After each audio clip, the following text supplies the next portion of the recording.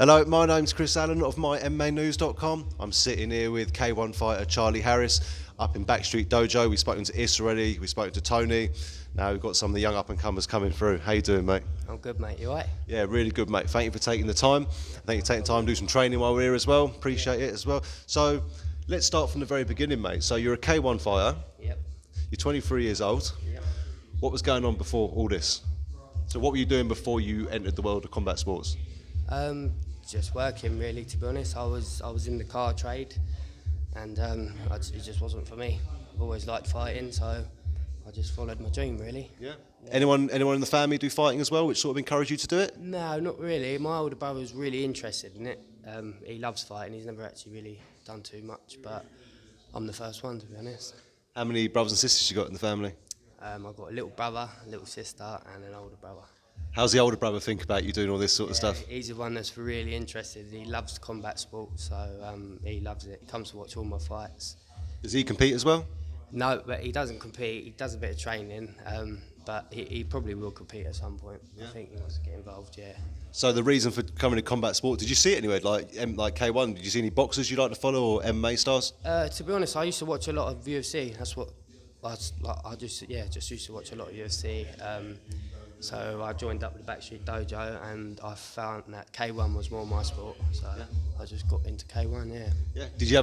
Have you maybe thought about MMA as well? Or? Yeah, definitely. I want to try and get into Glory. Hopefully, win a belt in Glory, and then move over to the UFC. So you've had quite a good MMA. Sorry. NBA, it's the old saying. Do you do UFC? It's like, no, I do MMA. Yeah, that's it. Yeah. Do you get that quite a lot still from your mates? A lot of people. Yeah. Oh, you're a UFC fighter? No, I'm actually a K1 fighter. So what was your favourite fighter, but who was it in UFC you used to watch a lot? You know, you're watching it back then, like really thought, you know what, I want to do that. The Diaz brothers. Yeah. Yeah, me and my brother, we love the Diaz brothers. We've been watching them since their Pride days, and so we've been following them for years. So you're watching Pride as well? Yeah, definitely. I've been watching this since I was a kid. I've loved the sport for years and years. I did actually do traditional kickboxing when I was a lot younger, when I was in school.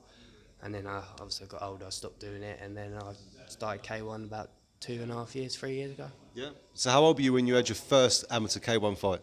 Oh, I was, my first fight I was 20. Yeah. 20, yeah. No, 21, sorry. 21, yeah, my first fight, yeah. And that was for Tony, yeah. And did you have any competition experience before going into that? No. I was, when I was done kickboxing when I was younger, I was supposed to compete, but I just stopped going. I never got round to it. I was a bit young then. But yeah, so my first actual fight was for Tony, yeah. Fair enough, mate. And how did it feel then, stepping in into a ring? You know, you stepped in, it must be like, mentally, what were you thinking? I loved it, to be honest. I just felt like that's where I was supposed to be. I was looking forward to it for so long. I got in there, put on a good show. Yeah, I just love it. Love every minute of it. So people who haven't seen your record then, tell us how your amateur career got on. How did you get on in your first fight? Oh, I won my first fight. I'm at the minute, I think I'm 3-3, 3 wins, 3 losses, and 1 draw. So I've had the lot. I've experienced everything. So as soon as I go pro, there'll be no more losing. It'll only be winning. I've got it all out the way now. So mentally, you know what it's like to lose. You know what I mean? Yeah. You know you're not going to give up after losing. Do you think that's quite important, having all that so early on? Yeah, definitely. I'm glad that I experienced a loss earlier on, because a lot of people don't experience losses, and then when they do, it breaks them. So it's make or break, isn't it? Did it find it made you stronger? Definitely. It makes you more hungry. Makes you want to get in the gym, train harder, and smash the next person. Make sure it doesn't happen again. That's it. And with the wins you had, were they finishes? Yeah, I've got 1 knockout. Nice. One knockout, TKO, 1 decision. So I think I've had a lot, knockout, TKO, and a decision, yeah. Nice. Yeah. So when we get to MMA, we're going to see you submitting people as well, yeah? Yeah, definitely, yeah. Do you train the MMA with these boys in here at all? Yeah, I do. Yeah, I train MMA because, my background's karate, so I do the mixed martial arts here, I do the karate. I also jump in the MMA lessons, do a bit of BJJ. I'm mucking with all of it, to be honest. So. And do you feel like you're quite lucky coming the age you are now? Because I'm 32. When I was younger, you did judo, Muay Thai. You know, it was very individual sports. Do you feel lucky you're coming into this now, being able to learn MMA as a whole, opposed to going to different gyms and learning Muay Thai and Jiu-Jitsu separately? Yeah, that's it. I'm very lucky because here at the Backstreet Dojo, we've got the facilities for everything. We do everything. You can We train MMA, jiu-jitsu, karate. We've got the full facilities to become a mixed martial artist. So.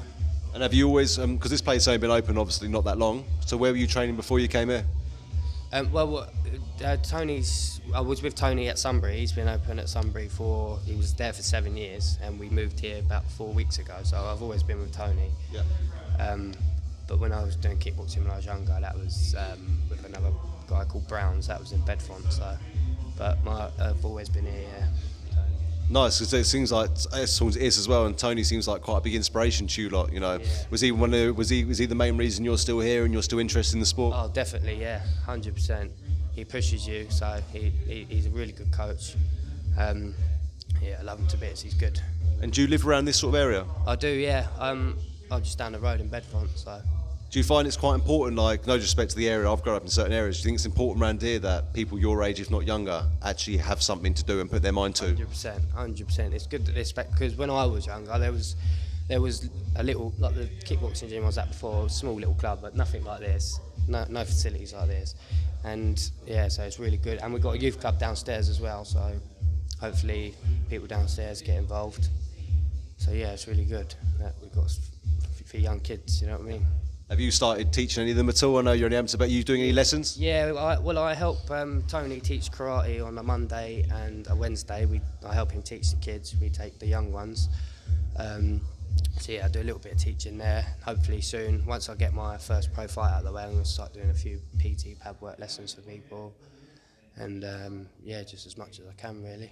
So it must feel weird, like at a young age, you're already passing on your knowledge already, and you're still building your career. Yeah, well that's it. Yeah, when Tony asked me to give him a hand, it was I was really happy with that. So I like passing on, especially when you show younger kids, because we take the infants. When you show younger kids and they actually pick it up, the karate side of things, it's a good achievement, if you know what I mean. Yeah, and I'm hoping parents I see now are starting to understand that cage fighting and boxing isn't just brutal sport. It teaches a lot of discipline as well. And do you think that message needs to be sent out there? 100%. That's what we try and teach, because the karate, the tiatsu, it's if you see on the logo, it says respect mind, body. So it's a journey. It's a lifetime. It's not just about getting in the ring and beating people up. It's about discipline, and it's a way of life. So, and it teaches kids respect. To respect their elders and things like that, so it's good. It's not about just smashing people up. So. Keeps them off the streets as well.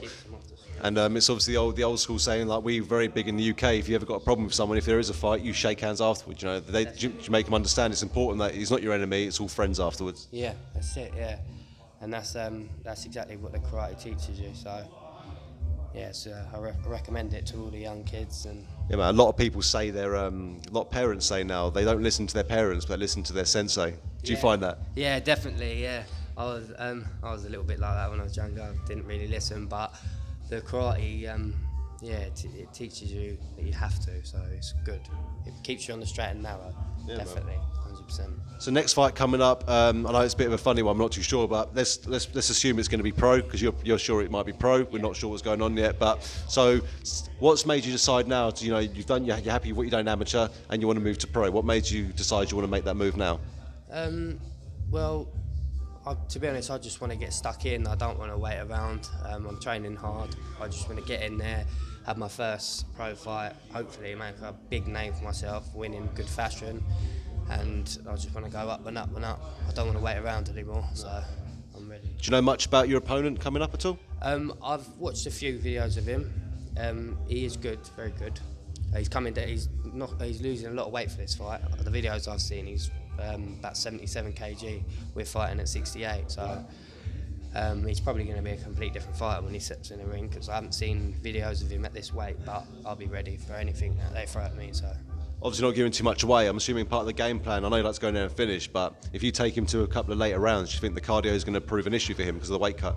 Yeah, more than likely. And for this camp, I'm going to be working really hard on my conditioning and my cardio. So if it does go into the later rounds, he's not going to beat me.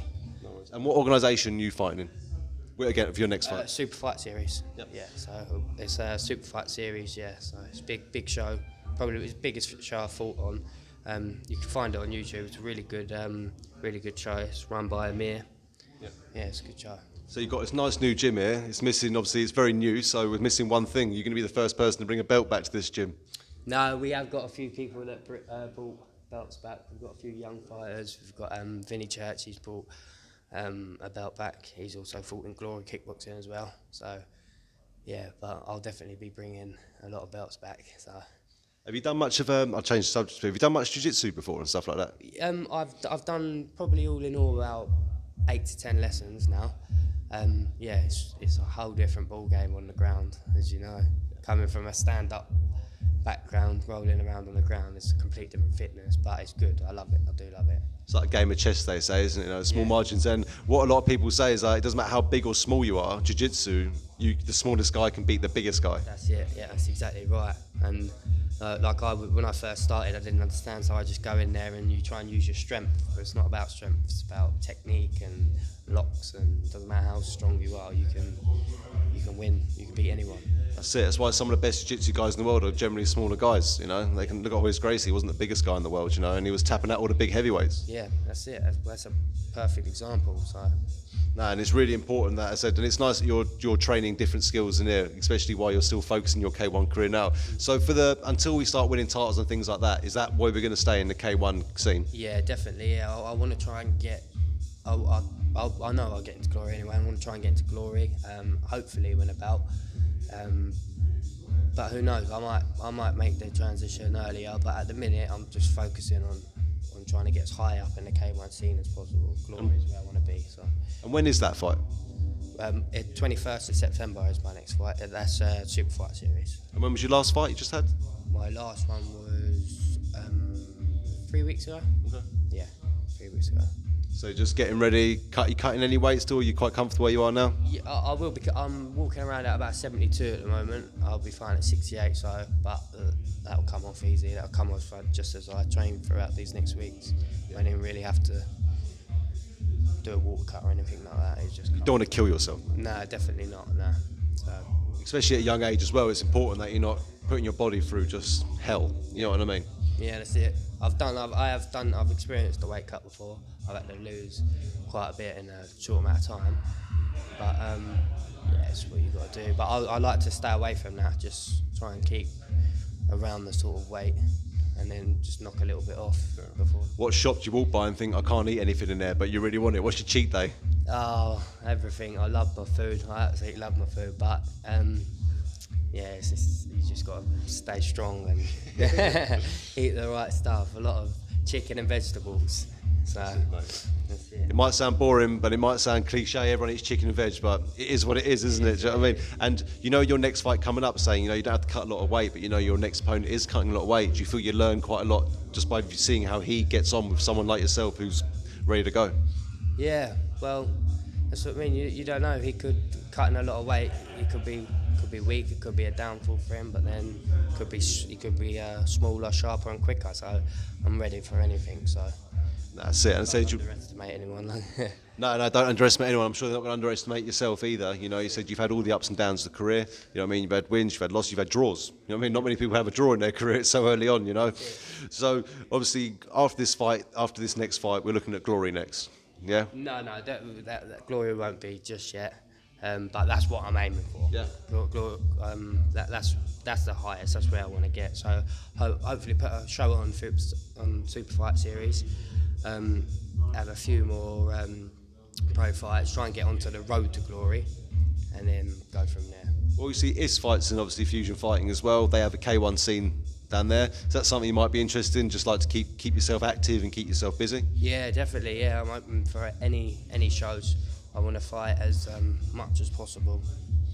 Stay active. That's it. See, this is what we need. The young generation coming through. You know what I mean? 23 years old. K1, because said not a lot of people knew about MMA. You know, and they said you've watched UFC. You're the first person at your age I think I've known who said they watch Pride. Yeah. Do you know what I mean? And things like that. You know, the days of head stomps and stuff like that. Yeah. You know, but do you know in Pride though, head stomps were legal, but you weren't allowed to elbow. Oh, were they? No. Pride, you weren't allowed to elbow. They did elbows were illegal in Pride, but you were able to head stomp and things like that. Yeah, I didn't know that. Yeah, I knew you were allowed to head stomp, but I'm not sure about that. Yeah, no, because they thought that, please someone let me know if I'm wrong, but I'm pretty sure I'm right about this, because they found elbows were more dangerous than a soccer kick to the head somehow. Yeah, You know what I mean? yeah, I suppose, yeah. But you see in MMA now, they've adopted the 12-2, haven't they? Elbow down. Yeah, So yeah. maybe, I guess if you get a point of the elbow to the temple, it could kill you. Yeah, that's it. Yeah. And what was that other show? It's been shut down now. That Nick Diaz, you said. Nick Diaz, he fought in Strike Force. Strike Force, that's the one as well. I was watching Strike Force days. Yeah, that's when I originally started watching Nick Diaz. Because I'm not sure. I don't think Nick Diaz. I think he fought once in Pride, did he? Nick Diaz did, Nick not Diaz, Nate. not Nate. No. But yeah, no. Obviously the Strike Force days as well. Yeah, they were good. Yeah, mate. Yeah. Strike Force days were great, mate. The good old days of Strike Force with the Diaz brothers coming through as well. Yeah, definitely. I love them. They're just their characters. But a lot of people forget like where a lot of these guys come from as well. Like, let's look at cage warriors in the UK. Wasn't that well known back then? Yeah. Conor McGregor was a double champion there. Do you know what I mean? We got Joanna Jacek, Dan Hardy from there, Michael Bisping. I even think Anderson Silva might have fought on there at one time. Do you know what I mean? Cage Warriors, he did, yeah. Anderson Silva come from Cage Warriors. And even what's his name? Antonio Bigfoot Silva. Yeah, all the big fighters, yeah. Yeah, man. Well, like you say, you got to start from somewhere, and it just goes to show that anybody from any background, doesn't matter where you come from, you can make it if you put your mind to it. Yeah, man. So you just got to put in the hard work, dedication, and you will get there, as long as that's what you want to do. And you've come in at the right time where it's such a growing sport, MMA in the UK and K1 as well. We've got more fighters coming through, there's more interest. People put it to the McGregor era, you know, because fair play to the geezer, you know, he made everyone know what UFC and MMA was, didn't he? Yeah, that's it. He's done a lot for the sport. If it wasn't for him, then not as many people would be watching. It wouldn't be as big, and it makes not easier, but it's I suppose it is easier in a way for us to get noticed because more people watch it now, more people tune into the sport, all because of what he's done for us. So. And it's got the younger generation watching, even if they only know who Conor McGregor is, they're also interested in learning MMA. They want to put their mind to something. As you said, it's important, isn't it, for kids to get involved in something like this? Yeah, definitely. Yeah, it's good for the kids. My little brother's just, he's 14, he's just started as well, so he's loving it now. Good, man. Yeah, so. Older brother influence, that's it, mate. They'll be beating you up soon, the little brothers. Yeah, that's it, yeah. So hopefully we've got the older brother coming down, the little brother, and then all three brothers. So.